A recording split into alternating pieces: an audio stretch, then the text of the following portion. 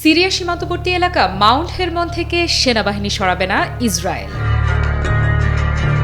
ইসরায়েলের নিরাপত্তা নিশ্চিত করতে এমন সিদ্ধান্ত নিয়েছেন বলে জানিয়েছেন দেশটির প্রধানমন্ত্রী বেনিয়ামিন নেতানিয়াহু। 18 ডিসেম্বর ব্রিটিশ বার্তা সংস্থা রয়টার্স এ খবর জানিয়েছে।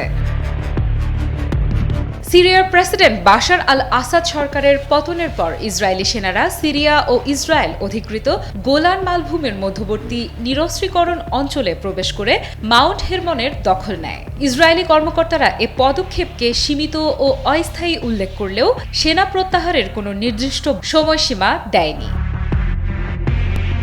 সম্প্রতি এক সভায় বেনিয়ামিন নেতানিয়াহু বলেছেন, ইসরায়েলের নিরাপত্তা নিশ্চিত করার মতো নতুন কোনো ব্যবস্থা না নেওয়া পর্যন্ত এই গুরুত্বপূর্ণ স্থানে আইডিএফ মোতায়েন রাখার বিষয়ে আমরা সিদ্ধান্ত নিচ্ছি। ইসরায়েলের মাউন্ট হেরমনে প্রবেশ আন্তর্জাতিক চুক্তি লঙ্ঘন করেছে বলে মন্তব্য করেছেন জাতিসংঘ সহ বেশ কয়েকটি দেশ।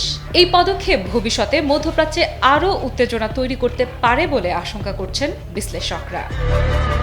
আফরিদা ইফরাত, নিউজ 24।